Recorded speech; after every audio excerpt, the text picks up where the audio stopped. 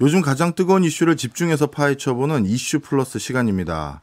새해 들어서도 부동산 거래 침체가 이어지고 있고요. 그러다 보니까 언제쯤 얼어붙은 부동산 경기가 온기가 돌지 많은 분들이 궁금해하고 계십니다. 그래서 제가 부동산 분야에 저도 모르는 게 있을 때마다 가끔 전화드리는 형님이 계십니다.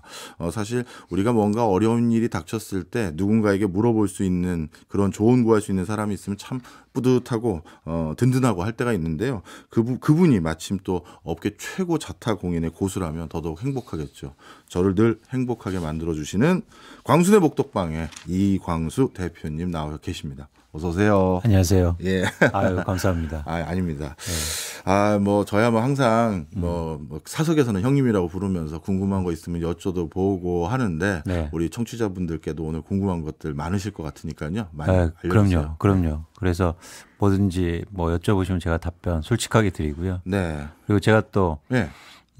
이렇게 얽매인 데가 사실 없어서 지금 쉽게 말해서 백수여서 그래서 더 정확하고 객관적으로 얘기해 주실 수 있잖아요. 그러니까 약간 그런 지점이 있어요. 그러니까 항상 이제 전문가라든가 어떤 시장, 특히 이제 자산 시장을 분석할 때 이해관계가 사실 좀 무서운 것 같아요. 그럼요. 저도 애널리스트 오래 했잖아요. 알죠.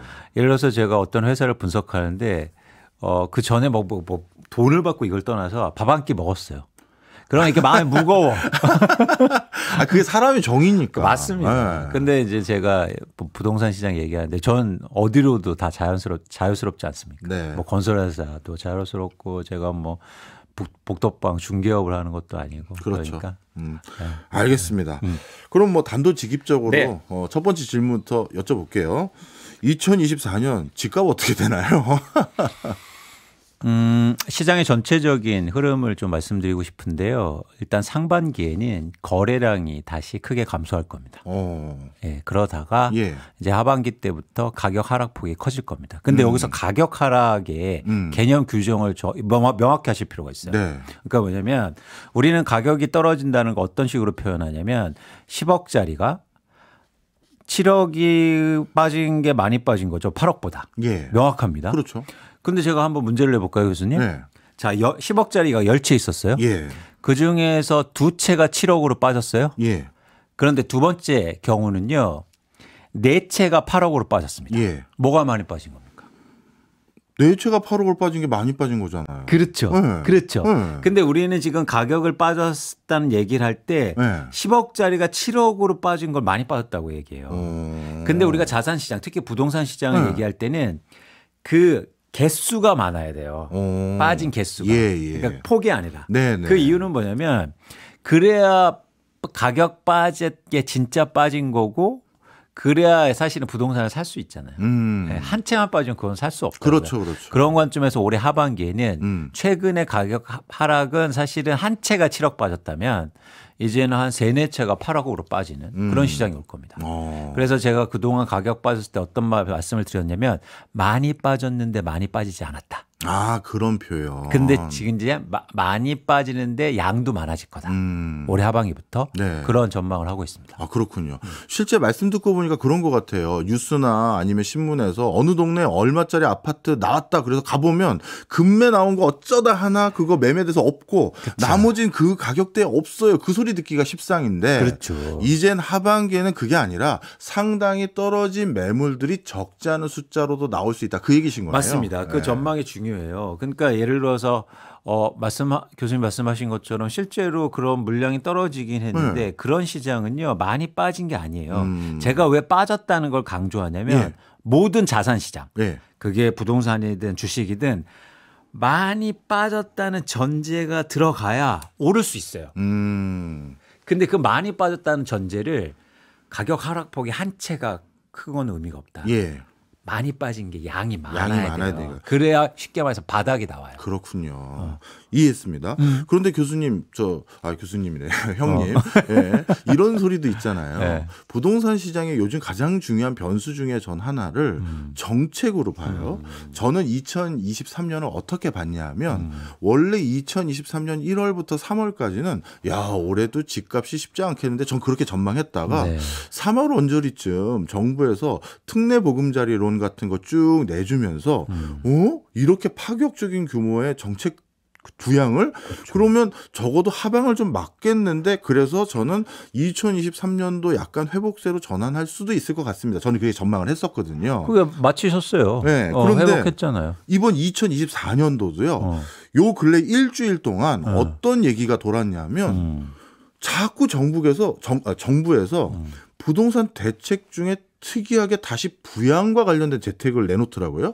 예를 들어서 의회 통과가 될지 안 될지 모르겠습니다만 실거주 의무제도 폐지해 보겠다. 그리고 다주택자들에 대한 중과세도 좀 완화해 보겠다. 그리고 지역 소멸 지역에 그냥 인구 소멸 지역이라고 해야겠죠. 거기 집 산 거는 아유 다주택으로 인정 안 하겠다 하면서 다시 집을 사기 수월한 정책들을 막 내놔요. 그러면 혹시 2023년도처럼 지금 떨어질 것 같다라는 게 아마 대표님이나 저나 대부분 중론인데 다시 또 바뀌는 거 아니야? 이런 전망이 있을 수도 있는데 여기는 어떻게 생각하세요? 자, 일단 말씀하신 것처럼 2023년도에 예를 들어서 특례보금자리론이라든지 네. 아니면 뭐 50년 만기 대출 이런 어떤 그 수요를 일으키는 네. 그런 정책들이 시장에 쉽게 말해서 먹혔죠. 예. 근데 그 전제가 필요했어요. 뭐냐면 가격이 빠졌기 때문에 정책이 먹힌 거예요. 근데 지금 다시 가격이 어느 정도 올랐고 지금 이제 빠지기 시작했는데 예. 가격이 충분히 빠지지 않는 상황 속에서 규제나 정책이 푼다고 그래서 바로 다시 오르긴 힘들다. 이게 이제 제가 말씀드린 네. 거. 두 번째는 뭐냐면 지금 한국의 부동산 시장은요 투자화돼 있어요. 네. 이 부분에 대해서 반론을 제기하는 분은 없을 겁니다. 그러니까 많은 사람들이 투자하려고 부동산을 사는 거죠. 예. 그렇기 때문에 이 정책의 효과에 대해서 저희가 고민해 볼 필요가 있다는 거예요. 예. 투자나 투기 시장에서 정책의 효과를 내기 위해서는 세 가지 조건이 필요해요. 네. 하나는 뭐냐면 예상치 못할 것. 파격적이어야 되는구나. 그렇죠. 두 번째는 예상치 못한 시점일 것. 예. 세 번째는 과거에 없던 정책일 것. 그래서 지난해에 예. 특례보금자리 이런 것들은 처음 나온 정책이에요. 그렇죠.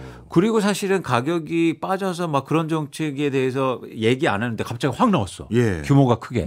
그래서 먹힌 거예요. 근데 지금 나오는 이런 정책들 말씀하신 것처럼 대출 지원이라든지 재건축 재개발은 계속 해왔던 얘기예요. 그리고 이 정부가 규제 완화를 해주겠다는 기대감도 있었다는 거예요. 예. 그러니까 사실은 시장을 근본적으로 움직이기가 힘들다는 거죠. 그러니까 시장에서 또 하나 뭐냐면 아까 말씀드린 것처럼 다주택자를 규제 완화하고 또 세컨홈 이런 것들이 도입되면 네. 결국엔 시장에 투자하는 사람들이 들어와야 되잖아요. 예, 그렇죠. 근데 시장에 투자하는 사람들은요 세금을 깎아준다고 들어오는 게 아니에요. 예. 언제 들어오겠습니까? 뭔가 기대감이 있어요. 그렇죠. 그거예요. 네. 내가 지금 집 사서 집 네. 오를 것 같은 기대감. 네. 그 기대감이 현저히 낮아지고 있단 말이에요. 그래서 사실은 정책이 효과를 내기에는 좀 부족하다. 예. 그런 판단을 하고 있습니다. 네. 물론 부동산을 투자적인 대상으로 보게 되는 관점이 요즘 정말 많아진 건 사실이에요. 네. 그런데 예를 들어서 이런 정책들이 조금 위반되면 뭐 특히 요번에 나온 정책들이 아이를 갖거나 뭐 이러면 더 지원하겠다라는 거 있고 청년들도 지원 많이 하겠다고 있으니 실수요자들의 수요를 기반으로 그래도 하방 막으면서 다시 오르고 그러진 않을까요? 그러니까 그게 일시적이란 거예요. 그러니까 그게 지속될 수가 없잖아요. 예. 또 하나 말씀드리고 싶은 건 뭐냐면 그런 정책들이 계속 나와줘야 되는데 네. 특히 금융대책이 필요한 대출 네, 규제 완화해 주는 거 한국의 지금 가계부채 상황 속에서 정부가 그걸 계속 풀어줄 수는 없지 않습니까? 부채 문제에 대한 그렇죠. 부담감. 그리고 또 하나 뭐냐면 특례보금자리론의 그런 어떤 경험이요. 네. 지금 실수요자들을 좀 그 타격을 주고 있어요. 무슨 얘기냐면 예. 특례보금자리론 때문에 가격 빠졌는데 어쨌든 가격을 올려가면서 샀어요. 예. 근데 가격이 다시 빠지네. 아.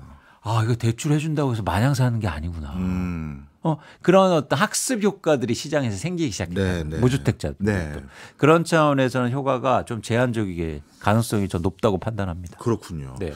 또 한 가지 여쭤보고 싶은 게 있습니다. 요즘은 이런 소리가 또 있어요. 한 2, 3년 지나면 공급 대란이 날 것 같다. 그것 때문에 결국 공급 대란에 대한 기대감과 그리고 그때쯤 사면은 오히려 가격이 더 오를 수도 있으니 지금 당장 뭐 집값이 반등할 거라기보다는 나중에 더 비싸게 내 집 하나 장만하기가 더 어려울지 모르니 차라리 지금 사자라는 수요 등등 이런 공급에 대한 우려 때문에 그래도 주택 경기가 올라갈 수도 있다. 이런 소리도 있는데 여기에 대해서는 어떻게 평가하세요? 그것도 이제 한 두 가지를 말씀드리고 싶은 건데 교수님이 말씀하신 것처럼 예를 들어서 지금 건설사들이 부동산 PF 저희가 얘기를 많이 하고 있잖아요. 예. 건설사들이 어려워져요. 예. 그러다 보니까 지금 인허가와 분양 물량, 뭐 착공 물량이 다 50% 이상씩 감소했어요. 그렇죠. 근데 아파트를 안 지으면 향후로 2, 3년 후에 입주 물량이 감소해요. 공급이 감소하니까 가격이 오른다는 네. 어찌 보면 굉장히 당연한 논리입니다. 예. 그런데 일단 우리가 고려해야 될 게 가격은 어떻게 결정됩니까? 공급과 수요예요. 그렇죠. 예를 들어서 공급이 감소해도 수요가 더 준다면 당연히 가격은 안 올 수가 있고 오히려 빠질 수가 있는 거죠. 그렇죠. 그래서 수요에 대한 얘기가 필요해요. 근데 과연 우리가 계속 수요가 받쳐주고 있느냐. 쉽게 말해서 10년 전보다요. 네. 결혼하는 그 쌍이요. 10만 쌍이 줄었어요. 예. 32만 쌍에서 지금은 예. 19만 쌍입니다. 네. 그러니까 그만큼 사실은 예를 들어서 집을 결혼할 때 우리가 집을 가장 많이 고민하잖아요. 네. 그런 수요가 감소하는 거 또 하나 뭐냐면 만약에 그런 경우가 와도 아까 말씀드린 것처럼 투자 수요가 회복하지 않는다면 네. 그러면 쉽지 않다. 그래서 이제 수요 얘기를 해야 된다는 거고요.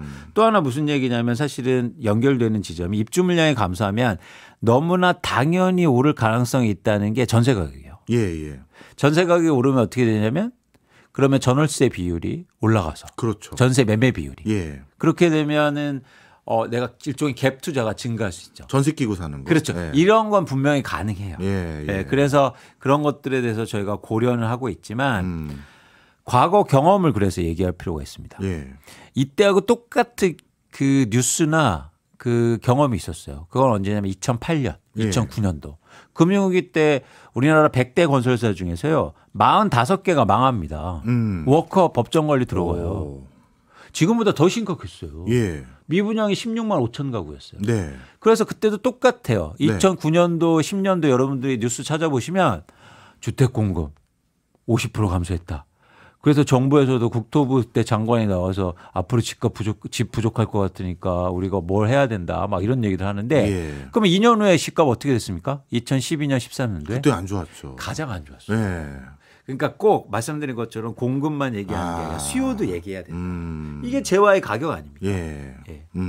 자, 그런데 정부 입장에서는 요즘 공급을 부쩍 걱정하는 듯한 어떤 정책들이 많이 나오더라고요. 네. 예를 들어서 1기 신도시의 리뉴얼들을 뭐 원활하게 해준다든지 3기 신도시 착공을 빨리 땡겨주겠다든가 또 3기 신도시의 원래 짓기로 한 아파트의 용적률을 올려주겠다든가 그리고 분양되지 않은 토지에 대해서 아파트로 지을 수 있게 해주겠다든가 이거는 뭔가 정부가 지금 노심초사하는 것 같아요.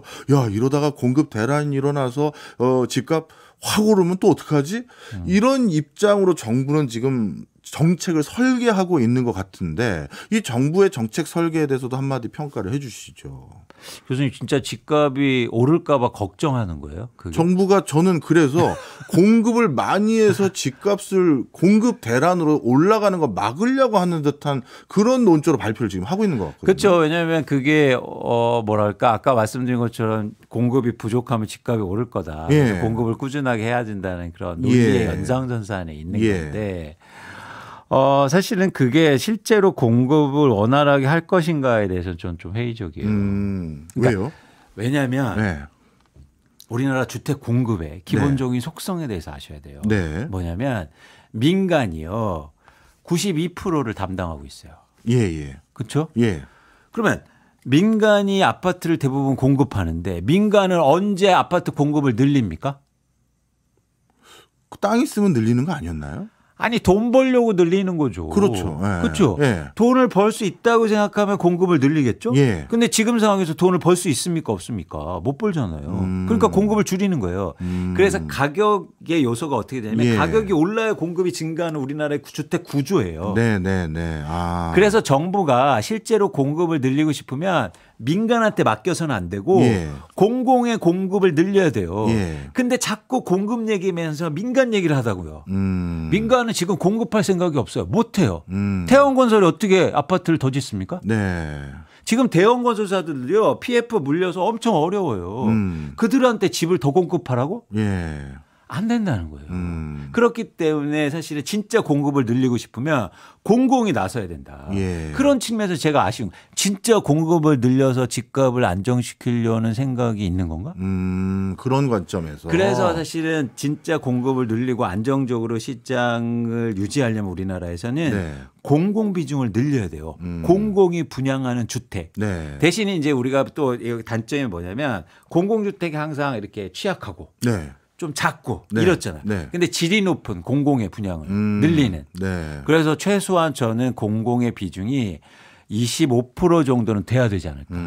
근데 지금 10%도 안 된다. 네. 그 지점에서 사실은 좀 다르게 생각해요. 정부가 진짜 공급을 늘리고 싶으면 공공이 나서야 된다. 직접 하시라. 아. 그게 진짜 공급을 늘리는 거예요. 예. 근데 민간한테 다 맡겨놓는 거예요. 네. 그게 되겠습니까? 왜냐하면 민간은 돈 벌려고 공급하는데 예. 돈이 지금 안 벌리고 미분양 나요. 예. 네. 제가 앞서 이 질문을 드릴 때 아니 민간 공급 그다음에 정부 공급에 얘기할 때 공급을 언제 하냐라고 저한테 다시 물으셨을 때 네. 제가 뭐라고 간단하게 대답을 했냐면 땅이 있을 때요라고 말씀드렸던 이유가 왜 그러냐면 민간의 건설회사들도 사실은 본인들이 개발하고 싶은 땅은 흔히 말해서 인기 지역의 땅을 개발하고 싶어 해요. 그렇죠.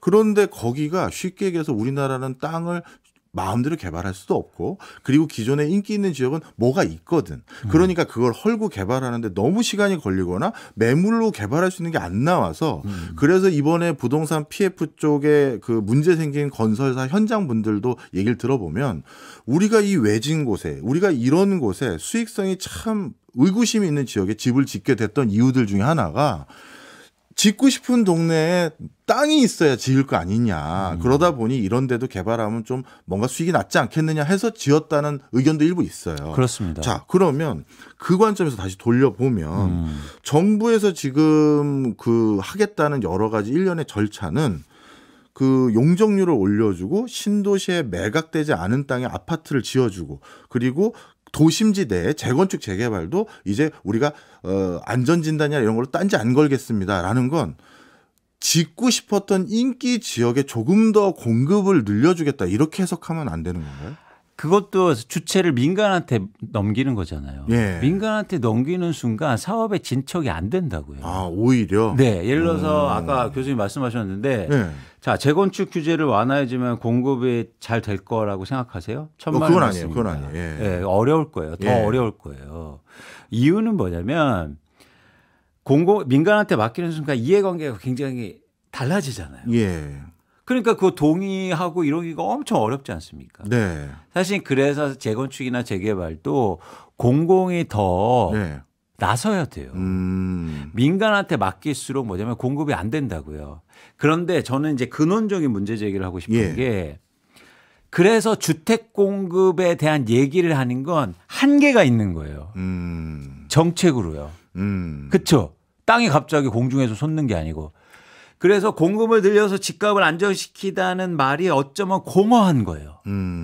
달성할 수 없는. 네. 그럼 어떻게 해야 되겠습니까? 집값을 안정시키려면? 수요를. 그렇죠. 수요는요. 네. 공급을 꾸준하게 하는 것도 중요하지만 예. 수요가 갑자기 폭증하거나 네. 수요 관리가 그래서 더 용이한 거예요. 예. 근데 수요는 지금 관리를 전혀 안 하고 있잖아요. 근데 근원적으로 한계가 있는 공급 얘기를 하면서 사실 공급 못 할 겁니다. 정부가 어떻게 공급해요? 민간에 다 맡겨놓고. 네네. 그러면 공급은 줄 거고 네. 수요는 그냥 놔둬. 네. 그럼 나중에 집값이 어떻게 되겠습니까? 그래서 정부는 수요 관리를 하는 게 중요해요. 근데 지금 수요 관리를 안 하잖아요. 예. 그렇죠? 예. 예. 어찌 보면 수요 관리를 부동산 경기가 너무 꺼져서 국가 경제에 악영향을 미칠 것 같으니까 정부에서 정책 대출로 수요를 약간 늘려줬다가 그러니까 어찌 보면 부동산의 경기에 맞춰서 수요 조정을 하는 느낌은 꽤 있는데 네. 궁극적으로 그러면 그래도 국민들이 두 분류가 있을 거 아니에요. 저는 집 같은 건 관심이 없고요. 제 생활하면서 알아서 살겠습니다 하는 분들도 계시죠. 흔히 집 구매하는 거 포기하신 분도 계시는 거고 또 일부는 나는 내 집 장만이 꿈인데 정부가 좀 적극적으로 대출이라든가 이런 거 지원해서 내가 부족한 수요, 그러니까 자금력, 실수요라고 부르죠. 유효 수요를 만들어 주십시오라는 계층도 있잖아요.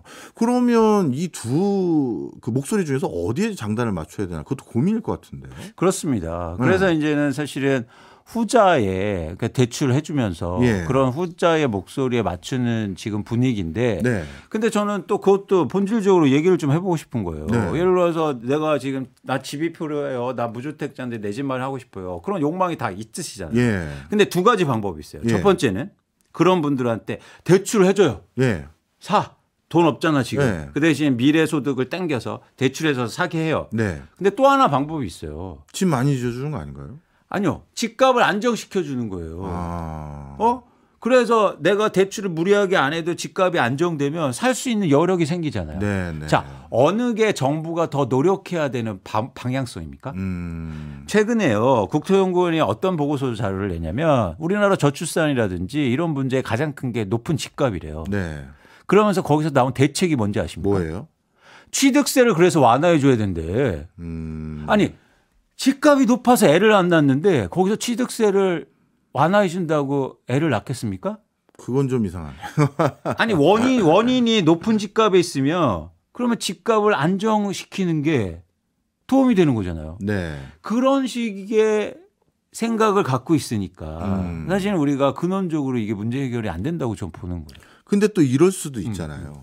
국민의 우리나라도 서울은 좀 예외지만 자가 보유율이 50%가 넘었단 말이에요. 그렇죠. 그러니까 집 있는 사람들이 또 절반 이상이 돼요. 네. 그런데 국민들 중에서는 절반 이상이 평생 입을 거 안 입고 먹을 거 안 먹고 한 푼 두 푼 모아서 드디어 대출이자 갚아가면서 내 집 하나 장만했는데 그 내 집의 가격을 뭐 반토막까지는 아니더라도 30-40%씩 떨어지게 만들어서 이제 MZ 세대들이나 아니면 신규 주택 구매하려는 사람들에게 싸게 살 수 있게 해주는 게 모든 국민의 행복 실현은 또 아닐 수도 있잖아요. 그건 어떻게 보세요? 그러니까 우리가 집값이 올라서 자산 가격이 상승하는 건 굉장히 긍정적이고요. 예.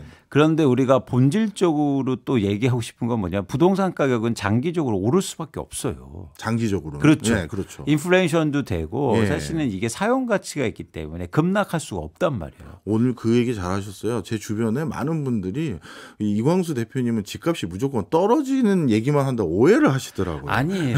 장기적으로 100년 동안은 올라요. 근데 네. 중요한 게 뭐냐면 집값은 그래서 관리가 필요한 거예요. 많이 오르지 않도록. 예, 제가 예. 그 말씀을 드리는 거예요. 늘 그 얘기 하시잖아요. 네. 그런데 또 하나 뭐냐면 많이 오르면 또 어떤 충격이 오냐면 많이 빠져요. 네. 지금처럼. 예. 그래서 부작용이 생겨요. 그런 관리를 하려면 수요 관리가 중요하고 그런 여건을 마련해 줘야 무주택자리 내 집 마련을 할 수 있다는 거예요. 네. 그렇죠. 무주택자는 집을 언제 사고 싶어 하냐면 집값이 폭등할 때만 너무 사고 싶어요. 그래요? 그래서 영끌이 생기는 거거든요. 아, 지금 아니면 못 살 것 같으니까. 그런 두려움을 방지시켜 주는 게 되게 중요하다는 겁니다. 그러니까 제가 그 무주택자로 집값을 폭락시키자는 얘기가 아니에요. 예, 예. 가격을 관리해 줘야 돼요. 관리하자. 근데 지금은 관리가 잘 안 되잖아요. 제가 이해했어요. 그러니까 우리 대표님의 말씀은 무주택자들이 집을 사기 위해서 집값을 안정화시킨다는 얘기신 거지 떨어뜨리고 뭐 그런 의미는 아니다. 이런 의미신거군요. 그렇죠. 예. 그런데 이게 자산 가격이 떨어지는 건 관리의 영역을 떠나서 네. 지금의 시장 보세요. 이제 앞으로 보면은 많이 올랐으니까 많이 빠질 수밖에 없어요. 그건 그렇죠. 수요가. 네. 그러니까 사실은 그런 구간이 반드시 온다. 네. 그 얘기를 저는 시장 전망에서 하는 거고 네. 이제 사실은 우리가 지금 말씀하신 것처럼 어떤 당위론 쪽 관점에서 얘기할 네, 때는 네. 그런 지점, 안정화의 관점으로 네. 정책이 좀 집중해 줬으면 좋겠다라는 네. 말씀을 드리는 겁니다. 오늘 이광수 대표님이 저랑 얘기하실 게 너무나도 많아요. 그래서 많죠. 오늘 손경제 플러스 특집으로 우리 네. 정규 방송 끝나고도 네. 우리는 유튜브로 넘어가서 어떻게 보면 여러분들이 제일 궁금해하시는 집 살 타이밍 그리고 앞으로 집값에 최근 들어서의 몇 년 구간 동안에 고민해야 될 요소들 이런 걸 집중 여쭤볼 건데 네. 우리 유튜브 말고 우리 라디오로만 듣는 분을 위해서 마지막 우리 공식 질문 하나 네. 짧게 하겠습니다. 짧게 답변해 주세요. 2040년쯤 되면 중장기를 얘기하는 거예요. 네. 우리나라 전체 부동산의 상황과 시세는 어떻게 바뀔까요? 대세 상승 아니면 서울과 비수도권 어떻게? 짧게. We are all dead in the long run. 전 장기 전망하지 않습니다. 알겠습니다. 장기 전망을 제가 반드시 유튜브에서 여쭤보도록 하겠습니다. 오늘 너무 재밌게 말씀 많이 해주셔서 네. 우리가 또 더 많은 내용들 유튜브에 남겨놓도록 하겠습니다. 저는 오늘 시간이 너무 기대돼서요. 아침 8시 20분에 왔었어요. 알겠습니다. 지금까지 이광수 대표였습니다. 고맙습니다. 이제 라디오에서 얘기는 못했던 내용들 어떤 것부터 얘기해 볼까요? 그러니까 이 지점에 대해서 좀 명확하게 얘기하고 싶은데요. 이제 부동산이 장기를 볼 때, 장기적으로 볼 때 가격이 어떻게 될 거냐. 그러니까 부동산은 과거나 현재나 그 아주 장기를 보면 가격이 올라갈 수밖에 없는 산업 구조와 그리고 재화의 성격을 갖고 있어요. 네. 예를 들어 볼게요. 미국에서 100년 동안 각 제품의 가격을 봤더니요. 100년 동안 한번 생각해 보세요, 교수님. 100년 동안 모든 제품의 가격이 올랐을까요? 어떻게 생각하세요? 다는 아니겠죠. 그렇죠. 네. 냉장고는 가격이 올랐을까요? 떨어졌을까요? 오히려 떨어졌죠. 그렇죠. 네. 냉장고, 자동차, 전화기, 심지어 계란 가격 네. 이런 거 조사해 보면요. 100년 전보다 다 싸요. 네. 냉장고 처음 발명났을 때 뭐냐면 냉장고 한 대에 막 지금 가격으로 3억, 4억 했단 말이에요. 네. 그런데 사실은 왜 싸졌냐면 기술 혁신과 대량 생산 이런 것들이 더 뒷받침됐기 때문에 제품 가격이 떨어졌죠. 예. 그렇죠. 그렇기 때문에 인플레이션이 되더라도 제품 가격이 떨어지는 게 분명히 있다. 근데 부동산은 그런 그 반대관념에서 뭐가 중요해? 부동산은 사실은 혁신이 없는 분야예요. 예. 어떤 혁신이 있습니까? 그렇죠. 네. 땅의 변화가 없잖아요. 네. 그리고 공급이 제한적이고 예. 땅이라는 게 그렇기 때문에 부동산은 장기적으로 가격은 계속 올라갈 수밖에 없는 구조예요. 그런데 왜 빠지냐면 부동산이 또 독특한 특징이 있어요. 예. 부동산을 사기 위해서 부채를 많이 일으킨단 말이에요. 네. 그래서 충격이 와요. 못 버틴단 말이에요. 예. 미국 같은 경우도 그러면 뭐 자본주의 대본주의 왜 서브프라임을 겪었습니까? 그걸 다 빚으로 샀으니까 그게 한번 충격을 받은 거예요. 네. 부동산은 반드시 이런 기간이 와요. 예.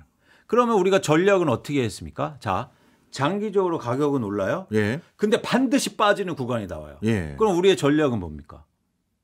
그렇게 하면 안 되는 건데 뭐지? 아니 무주택자다 내가 집을 사고 싶고 부동산 네. 투자를 하고 싶으면 어떤 전략을 가져가야 돼요? 빠질 때 사야 되는 거예요. 아, 저 구매하는 사람 그렇죠, 입장에서. 전략. 네. 그러니까 가격이 오르는데 한 번 반드시 빠지는 구간이 온다. 네. 그러면 빠질 때 내 집 마련도 하고 네. 그다음에 투자도 하고 네. 그런 거죠. 그래서 네. 실제로 부동산에서 돈 번 사람들은 다 그렇게 한단 말이에요. 네. 그런데 실제로 통계를 보면 사람들은 가격이 오를 때 집을 사고 빠질 때 집을 팔아요. 예, 예, 예. 그러니까 이런기 때문에 사실은 부동산이 되게 어려운 건데도 한데 네. 근본적으로 이런 것들을 여러분들이 좀 이해하실 필요가 있다는 겁니다. 그런데 이제 이것도 있어요. 예를 들어서 뭐 대표님이나 이제 라디오 아니고 이제 그 유튜브니까 형님이나 저나 우리들끼리 얘기하면 아, 이게 정말 바닥인지 무릎인지 이거에 대해서 논란이 너무 많잖아요. 맞죠. 왜냐하면 분명 저점인 것 같다. 이 구간 근처에는. 근데 그게 무릎일지 바닥일지 지구상에 아무도 몰라요.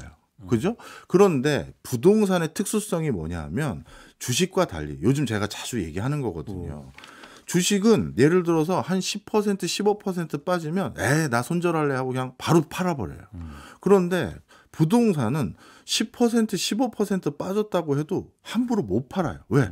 세금만 더 나가서 실질적으로 이거 파는 게 올바른 일이라고 생각 안 하고 부동산은 실수요라는 나름대로의 또 한 가지 대체 수단이 있기 때문에 그냥 나 거기 들어가 살지 뭐 이렇게 되기도 하거든요. 그래서 부동산이 한 15% 빠졌다고 함부로 팔지도 않거든요. 그러다 보니까 어떤 문제가 생기냐면 떨어졌을 때는 늘 말씀해 주시는 거 저한테도 많이 알려주신 거래가 주는 게 일단 맞아요. 시작된다. 맞아요. 그래서 거래가 줄어버려요. 맞아요.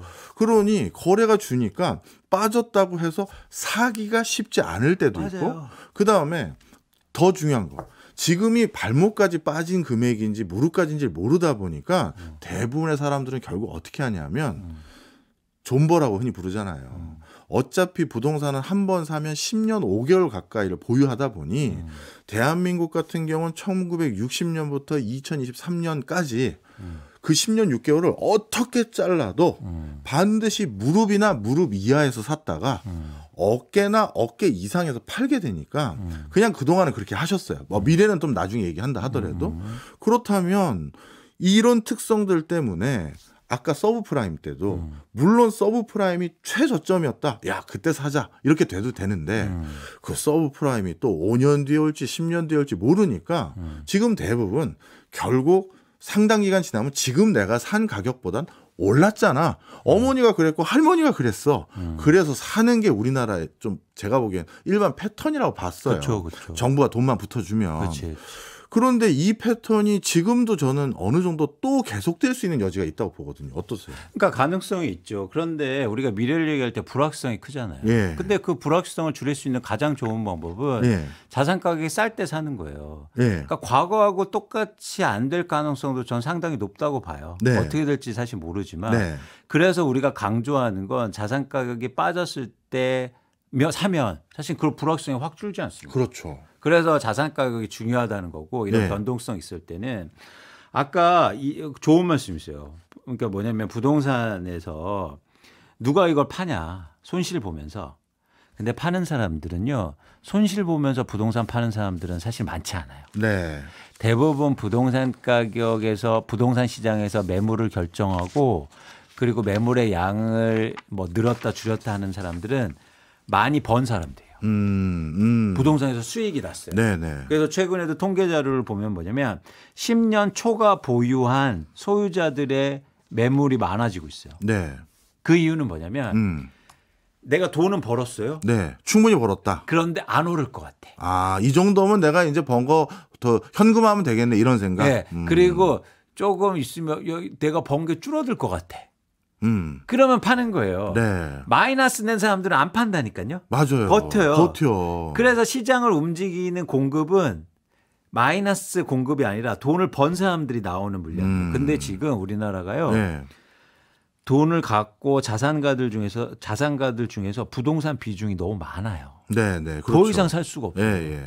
그래서 결국엔 이익을 실현하고 매물을 해서 거래를 일으키는 욕구가 되게 커지고 있다. 그리고 아까 장기 얘기를 하셨는데 그래서 이제 한 가지가 좀 이게 조건이 들어가는데 네. 고령 세대 분들이 집을 많이 갖고 있단 말이에요. 네. 근데 계속 들고 갈 수는 없잖아요. 네. 현금 흐름이 감소하고 어쨌든 돈이 필요하고 자녀들이 할 때는 이걸 현금화시키고 그렇죠. 그러면 이게 전부 다 거래가 되고 매물이 나와야 되는 거예요. 그게 그런 시기가 또 올 수도 있다라는 생각이죠. 그래서 근데 이후에 기본적인 전제가 꼭 해야 될 게 있어요. 네. 아까 우리가 공급 얘기를 했잖아요. 네, 네. 집을 안 지으면 네. 집값 오르는 게 아니냐. 네. 근데 가격을 결정하는 공급은 그런 집을 짓는 공급도 중요하지만 네. 매물의 양이 중요한 거예요. 매물의 양. 그렇잖아요. 네. 우리가 집을 사러 갈 때 어떤 집을 삽니까? 건설사가 짓는 집도 있지만 누군가 갖고 있는 집이잖아요. 그렇죠? 근데 그 매물의 양이 늘어나면 공급이 증가하는 거잖아요. 네. 그래서 이런 매물의 양이 집값을 예측하고 판단하는데 되게 중요하다는 거죠. 네. 그래서 최근에 매물의 양이 증가하는 게 시장의 가격 하락의 하나의 또 신호로 받아들이는 겁니다. 그렇군요. 네. 자, 그다음 또 한 가지 궁금한 게 있었어요. 이제 공급 얘기 해주셨으니까 뭐 아마 청취자들이나 이런 분들도 똑같이 궁금해하실 텐데 두 가지인데 먼저 첫 번째는 요즘 인플레이션 현상으로 인해서 흔히 말해서 아파트의 조성 단가가 너무 올라갔다. 네. 그래서 실제 일부는 분양가에 벌써 반영이 되기 시작했고요. 네. 그러다 보면 결국 아유 난 투기도 뭐도 모르겠고요. 우리 가족들 이제 새 아파트 들어가서 살고 싶은 그 욕구 때문에 아파트를 결국 살 건데 그러면 이렇게 조성 단가가 올라가서 그러니까 수요 공급을 떠나서 일단 만드는 비용이 올라가서 아파트 가격이 올라가는 요소도 있어 보인다. 그러면 이런 걸 대비하려면 지금 사는 게 나을까요? 아니면 조금 있으면 인플레이션 구간이 더 들어가서 그러니까 물가 상승률이 낮아지는 거지 가격 자체가 떨어지는 건 아니니까. 그치. 그러니까 그런 것 때문에라도 그냥 지금 사는 건 어떠세요라는 질문에 뭐라고 대답하세요? 일단 우리가 조성 단가에 대한 명확한 분석이 필요한데요. 여러분들이 분양받으신 아파트 중에서 가장 많은 원가를 차지하는 건 단가입니다. 네. 그게 평균적으로 52%를 차지해요. 네. 전국 평균. 예. 그러니까 예를 들면 철근 가격, 시멘트 가격 올라도요. 예. 땅값 떨어지면 어떻게 됩니까? 그러면 떨어져야죠. 분양가 떨어지는 거예요. 예. 근데 지금 땅값 떨어지는 소리 안 들리세요? 그런 차원에서. 부동산 PF. 그게 땅값 떨어지는 소리예요. 네. 예를 들어서 어떤 거절사가 그거 땅 비싸게 사줬는데 지금 유동성 위기에서 어렵죠. 예. 그럼 그 땅 어떻게 나올까요? 헐값 싸게 나올 나오죠. 거죠. 예. 그럼 땅값이 떨어지는 거예요. 그럼 분양가 떨어지게 돼 있어요. 네. 반드시 떨어집니다. 네. 그러면 사실은 내가 뭐 지금 그런 우려는 할 필요가 없다는 거죠. 이게 과장돼 있다는 거예요. 그래서 그런 차원에서는 사실은 땅값이 되게 중요한 요소인데 제가 예측하건대 땅값이 떨어지면 네. 분양가 떨어질 수 있다. 네. 계속 오르는 게 아니다. 네. 근데 이것도 또 구분을 좀 해볼 필요가 있을 것 같아요. 예를 들어서 아까 말씀 주셨던 부동산 PF 문제가 돼서 부실로 이제 확인이 된 곳은 이제 땅값도 떨어질 테니 그래서 이건 싸게 다시 매물로 나올 수 있다. 저도 동의하는데 흔히 말해서 핫플레이스라고 불리우는 인기 지역은 서울의 주택 가격은 변화폭이 있지만 토지 가격은 아주 견조하거든요. 왜? 서울이라는 행정구역이 늘어날 수는 없으니까. 그리고 도심지라는 곳이 더 확장되긴 어려우니까. 그러면 그런 곳에서 결국 내가 아파트를 사고 싶다. 서울 어딘가에. 요지 중에 하나, 뭐 강남까지는 아니더라도. 그럼 결국 그런 경우에는 조성단가 오르는 것만 더 반영될 수 있지 않을까요? 아니요. 예를 들어서 최근에 PF 중에서 청담동도 문제가 생깁니다. 네.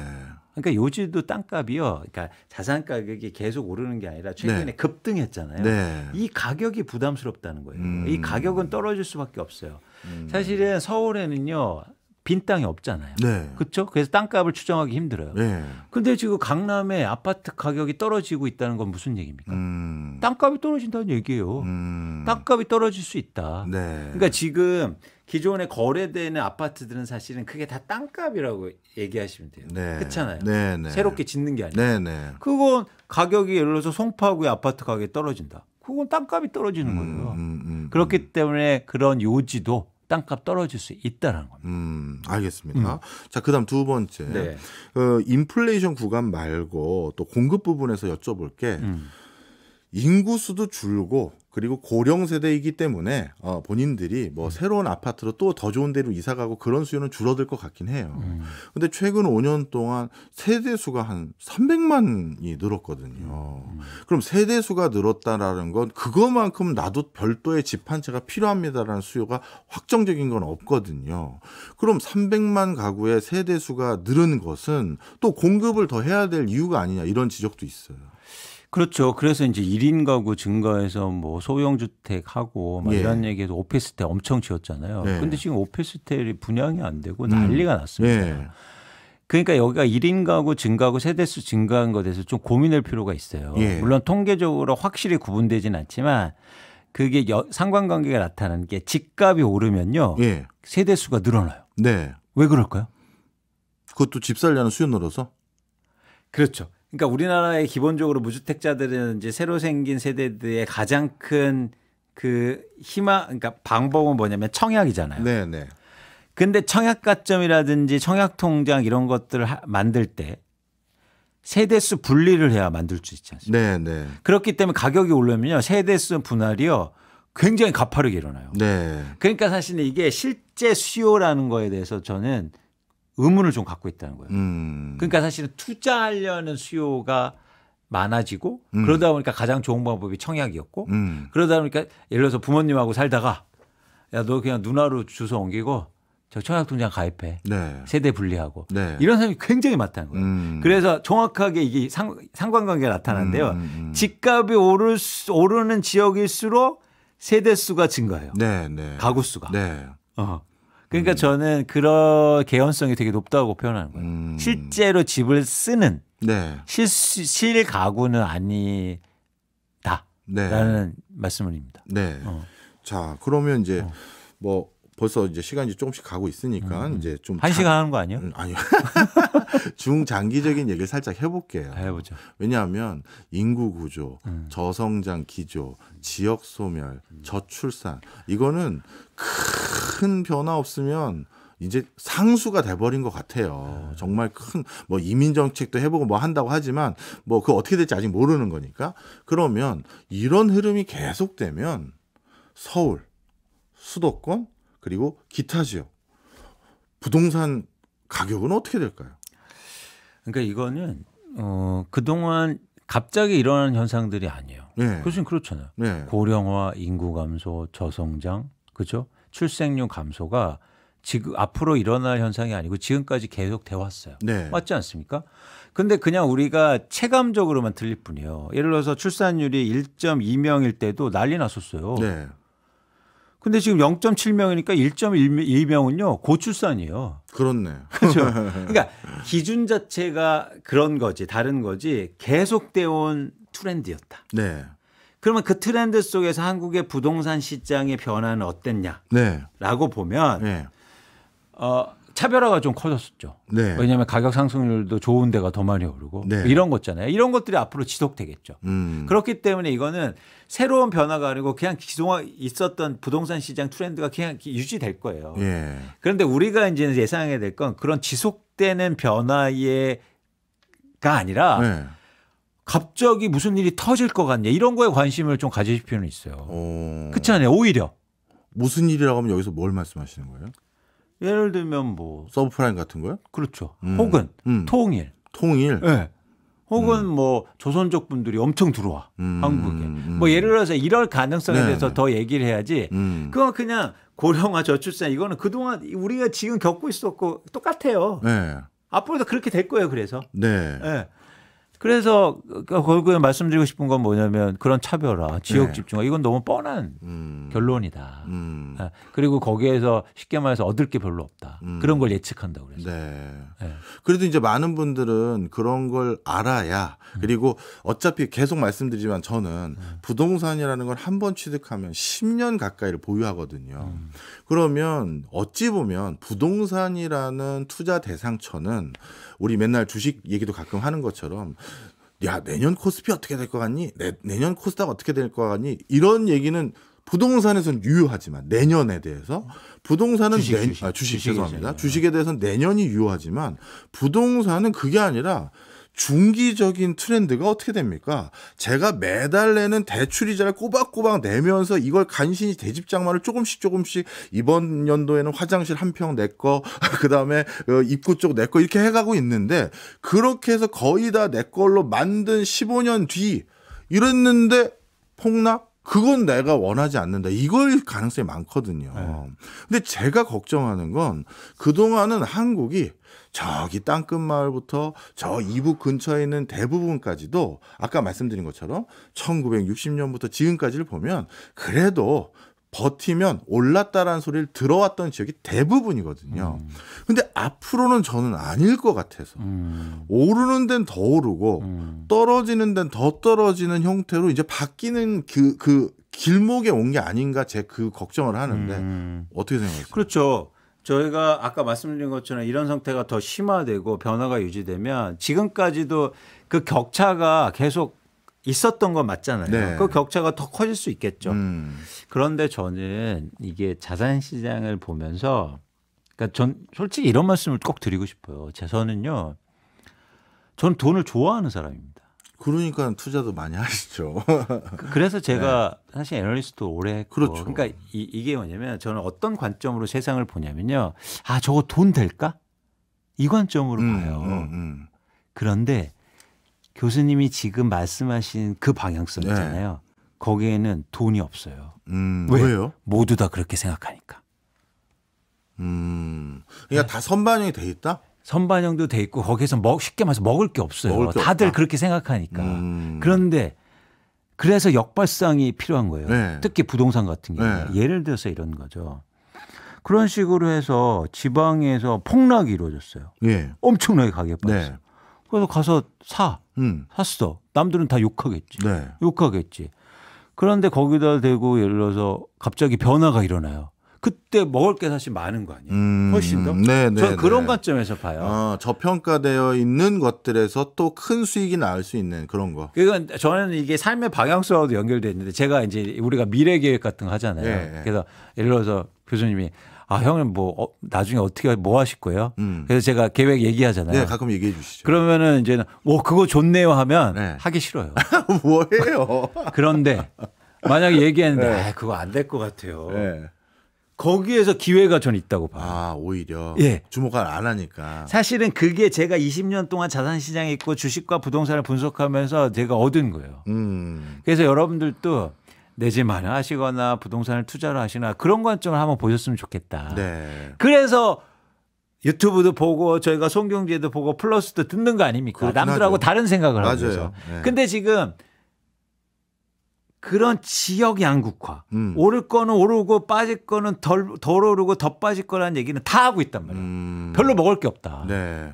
오케이. 이해했습니다. 네. 혹시 여러분 저뿐만 아니라 우리 이광수 대표님께 궁금하신 거 있으시면 실시간 채팅창에 남겨주시면 저도 똑같이 여쭤보도록 하겠습니다. 아, 그거 좋아요. 네. 지금 우리가 생방이잖아요. 네. 네. 자, 그러면 또 다른 질문이에요. 오늘 이제 저 공중파에 방송 제재를 안 받는 우리가 야생으로 돌아온 거니까 그렇죠. 아드님이 찾아왔어. 아빠, 나 집을 살려고 해요. 음. 돈은 적지 않게 가지고 제 아들이요? 친아들. 그럼 남의 아들 가지고 뭐 함부로 얘기를 하려고 그래요? 본인 아들 가지고 가셔야지. 그래가지고 자, 돈을 가져왔어. 돈은 충분해. 은행 대출이나 뭐 정부 정책 자금도 없어. 아빠, 언제 살까요도 중요하지만 어디를 살까요도 중요해요. 그 두 가지에 대해서 아버지로서 어떤 답변 하실 거예요? 언제부터? 언제는요 두 가지 조건이 필요한데요. 네. 첫 번째는 투자자들이 살 때 사야 돼요. 투자자들이 살 때. 네. 근데 그 투자자들이 산다는 건 뭘로 보면 되죠? 그래서 두 번째 조건이 필요한 거예요. 근데 투자자들은 언제 사냐면 가격이 빠지는데 네. 투자자들이 사면 가격이 빠지는데 이상하게 거래량이 증가해요. 가격이 빠지는데 거래량이 증가. 그러니까 수요 공급만 생각해 보세요. 네. 자, 가격은 빠지고 못 오르는데 거래량이 증가해요. 네. 그러면 오르네. 아니요. 그러면 어떤 변화가 있을 때 수요는 증가하고 예. 공급은요? 줄어드는 거예요? 아니요. 많아질 때잖아. 왜요? 그래야 거래가 이러자니까 그렇지. 그렇네. 이해했어요. 그러니까 이해했죠. 네. 자, 수요만 오르면 네. 수요만 들어오면 네. 거래도 많이 되지만 가격은 어떻게 돼요? 오르잖아. 네. 그런데 수요도 많아지고 공급도 많아지면 네. 거래량만 증가하고 가격은 못 올라. 아니 그거는 어느 게 더 많이 움직이느냐에 따라서 좀 다르긴 하잖아요. 그렇죠. 네. 그렇긴 한데 네. 일반적으로 그래서 이제 시점을 보자는 거예요. 예. 그래서 두 개가 균형이 될 때가 네. 반드시 와요. 네. 공급도 많은데 수요가 많을 때. 네. 이해하셨죠? 네. 그때가 바로 투자자들이 들어오는 시점이에요. 네. 투자 오고 있다는 네. 의미예요. 네. 그때 사야 된다. 두 번째.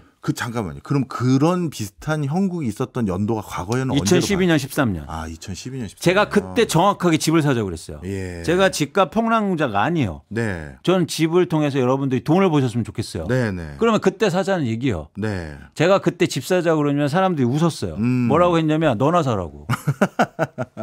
네. 근데 그때 아무거나 샀어도 다 2배 올랐다고요. 네. 자, 그런 시점이 반드시 옵니다. 네. 그게 저는 올해 말부터 시작될 가능성이 있다고 보는 거예요. 올해 말부터? 왜? 아까 얘기 드렸잖아요. 매물이 증가하고 그런 빠진 매물이 많아지면 오. 살 사람도 많아질 거잖아요. 예. 그래서 빠르면 올해 말부터 그런 현상이 나올 수도 있다. 뭐 올해 말이나 내년 초든 간에 그렇죠. 그런 현상이 있으면 그때가 집 사는 적기다. 예, when을 고민할 때. 그럼 what? 예. 자, 뭐죠? 질문 들어왔군요. 네. 이거 좀 이따가 해드릴게요. 예. 자, 이제 어딜 사야 되느냐? 무조건 많이 빠진 걸 산다. 아니 서울이 아니고 뭐 어디든 간에 무조건. 네. 오. 많이 빠졌다는 얘기는 뭐냐면 네. 그만큼 많이 올랐었다는 얘기예요. 예. 수요도 있었고 예. 사실은 기대감도 컸었다는 거죠. 예. 근데 그 기대감이 줄어서 많이 빠졌다는 건 그만큼 오를 가능성이 있다는 얘기고. 그렇네. 두 번째는 뭐냐면 부동산은요. 속성이 뭡니까? 네. 사용 가치가 있어요. 예. 쓰면서 투자하는 거 부동산 말고 어디 대보세요. 없죠. 그래서 부동산이 네. 좋은 거예요. 세상에 쓰면서 가격 오르는 게 어디 있어요? 그렇죠. 주식은 안 되지. 아니 어떤 분이 그러니까 명품 가방이요. 이러는데 에이, 그건 쓰면 아니에요. 가격 그럼요. 빠지지. 그건 가격 빠지죠. 맨날 메고 다니면 가격 안 빠져요. 그럼요. 부동산이 그래서 사용 가치가 있기 때문에 가치 투자가 가능해요. 빠진다는 건 뭐예요? 그러면 사용 가치에 근접했다는 거예요. 네. 그러니까 사실은 투자의 안전망이 된 거죠. 네. 그래서 여러분들이 사고 싶으신 아파트 10개를 정해서 네. 그중에서 가장 많이 빠진 걸 사는 겁니다. 예. 그런데 우리는요. 어떻게 사는지 아세요? 어떻게 해요? 덜 빠진 게 안전하다고 생각해요. 그런 견해도 합리적인 거 아닌가? 왜요? 왜냐하면 뭔가 실수요가 탄탄하기 때문에 덜 빠진 게 아닐까? 아니죠. 그건 뭐냐면 세상을 투자로 보지 않는 거예요. 어. 그냥 내가 그걸 쓰겠다는 생각이요. 아니 난 돈 벌자고요. 돈 벌려면 어떻게 해야 된다? 저평가된 걸 사야 되니까. 그렇죠. 그러면 빠진 걸 사는 게 맞죠. 아, 그러다 계속 빠질까 봐 그렇잖아요. 얘기 드렸잖아요. 사용 가치가 있어서 안 빠진다고요. 계속. 주식은요. 계속 빠져. 제가 건설회사 분석하지 않았습니까? 네. GS건설이요. 잘 나갈 때 15만 원, 17만 원 주가였어요. 네. 10년 전에. 네. 아니요. 15년 전에. 근데 지금 그렇네, 가격이. 15,000원, 2만 원도 안 돼요. 네. 네? 주가는요. 계속 빠져요. 왜? 네. 사용 가치가 없어서. 네. 근데 부동산은 절대 그렇게 안 된다. 네. 네. 그러면 장소는 많이 빠진 데를 사라. 그리고 살 구간은 올 하반기에도 어떻게 보면 그와 유사한 시그널이 일어날 수 있는 여지가 있다. 가격은 떨어지는데 거래량이 느는. 맞습니다. 그럴 때는 집을 살 적기라고 판단한다. 이렇게 네. 얘기를 주셨네요. 네. 네. 알겠습니다. 오늘 뭐라고 또 얘기를 해주셨냐면 한승엽님이 빌라들이 요새 난리라 빌라들이 요새 난리라 빌라 오피스텔 가격이 많이 빠지는데 빌라도 유효한가요? 물어보시네요. 요거 한승엽님, 요거 제가 어디 가서 전혀 말씀 안 드린 건데요. 네. 제가 요즘 빌라를 관심 있게 보고 있어요. 자, 근데 이곳에도 관점의 전환이 필요해요. 네. 어떤 관점이냐면 네. 빌라를 사용하거나 막 그 집이 좋아서 사는 사람은 없어요. 그렇기 때문에 빌라가 가격이 빠진 건 좋은데 뭐가 중요하냐면 그 땅이 중요해요. 네. 네. 그렇죠. 그 빌라가 어디 땅에 있고 위치가 그래서 빌라는 되게 중요해요. 예. 근데 만약에 좋은 위치에 있고 근데 빌라 가격이 엄청 빠졌다. 네. 그럼 한번 저희가 고민해 볼 필요가 있다는 거예요. 예. 그렇죠. 그래서 이제 쉽게 말해서 요즘 빌라가 뭐 역전세 문제도 나고 전세 사기도 해서 엄청 빠지잖아요. 네. 사는 사람도 네. 없고. 그런데 잘 보세요. 빌라 중에서 전세 가격이 안 빠지는 빌라가 있어요. 네. 그런 빌라들인데 좀 노후화도 오래됐어. 네. 빌라가 전세 가격이 안 빠진다는 거 위치가 좋다는 거죠. 예. 근데 노후화됐어. 그러면은 그거 재개발 가능성도 있고. 그렇기 때문에 사실은 관심을 한번 가지실 필요가 있습니다. 가격이 빠졌기 때문에 거기가 관심을 갖는 거예요. 네. 한승현 님은 제가 말하는 지금 의도를 아셨어요. 네. 네. 감사합니다. 그렇네요. 네. 질문 자체가 가격이 많이 빠졌는데 유효하지 않을까 하고 물어보신 거네. 그렇죠. 그러니까 이제 저한테 빠진 거죠. 네. 이걸 뭐 또 자기 주관적으로 해석하세요. 네, 사실 그래서 이 부동산 문제는 뭐 저희도 술 한잔 하면서든 뭐든 뭐 오만 가지 얘기도 하고 다양한 스토리도 얘기도 해보잖아요. 그렇죠. 그래서 형님께 이런 얘기도 한번 오늘 오전에 우리가 갑자기 올해 할 테마 정했잖아요. 맞아요. 뭐 우리 둘하고 또 그 비슷한 연구하는 사람들까지 해서 일본, 중국, 뭐 대만 인근에 있는 나라들 직접 저희가 가서 그래서 현장 스케치도 하고 뭐 유튜브처럼 동영상도 촬영해서 진짜 여기 가봤더니 저출산 고령화가 집값에 미친 영향 그리고 맞아요. 중국의 부동산은 정말 계속 꺼져만 가는지 맞아요. 그리고 우리와 유사한 대만은 좀 어떤 상황인지 맞아요. 우리 현장 답사가기로 했잖아요. 올해. 맞아요. 네. 교수님 이거 너무 좋은 거고 네. 우리가 이거 반드시 해야 되는데 네. 말씀하신 건 중국은 과거 우리 네. 대만은 현재 네. 일본은 우리의 미래입니다. 예. 이거 알아야 돼요. 맞아요. 근데 네. 이거를 얘기하는 사람이 없어. 예. 근데 저는 여기 다 가봤거든. 네. 부동산 보고. 예. 좀 됐지만 네. 코로나 이전이긴 하지만 실제로 굉장히 배울 게 많아요. 네. 그래서 이거 갔다 와서 여러분들한테도 알려드리고 네. 너무 좋지 않습니까? 네네. 이거 우리 미래를 볼 수 있고 네. 현재와 비교할 수 있고 그럼요. 과거도 얘기할 수 있고. 그렇죠. 그거 어디서 얘기해 주실 거예요? 수홍경제 플러스죠. 감사합니다. 제가 원하는 클로징이었어요. 하여튼 오늘 늦게까지 귀한 시간 내주신 이광수 대표님께 너무 감사드리고요. 그리고 우리 청취자들에게 마치 저랑 개인적으로 있었을 때 허심탄회하고 가릴 거 없고 거침없이 나는 이렇게 생각한다. 왜냐하면 전문가는 가끔 틀릴까 봐 좀 조심스럽게 말하는 분들도 계신데 늘 한결같이 우리 시청자분들 대해 주셔서 너무나도 감사드립니다. 그렇습니다. 저는 한 말씀만 드리자면 제가 바람이 있어요. 사실 시장을 전망하는 솔직히 애널리스트잖아요. 네. 근데 애널리스트는 저는 나치판 같은 사람이 되고 싶어요. 그러니까 나침판은 사실은 자기 의지가 없지 않습니까? 그렇죠. 그냥 북쪽에 있어서 나침판이 움직일 뿐이에요. 네. 근데 저는 분석하고 리서치할 때 제 의지나 어떤 주관을 다 버리려고 해요. 최대한 객관적으로 보서 어쩔 수 없이 그냥 지향하는 거예요. 근데 그 지향한다고 해서 너는 뭐 어떠냐 욕하면 사실 이 나침판이 힘을 잃을 수 있으니까 그렇죠. 어쨌든 저도 열심히 노력하고 네네. 여러분들도 힘을 주시면 제가 나침판 역할을 좀 잘해 보도록 항상 노력하겠습니다. 네. 청취자분들 제가 아무하고 친해지지 않습니다. 좀 계속 까탈스럽죠. 제가 계속 자기 혁신하시는 분들만 친한 척하고 있습니다. 오늘 시간 내주셔서 감사합니다. 고맙습니다.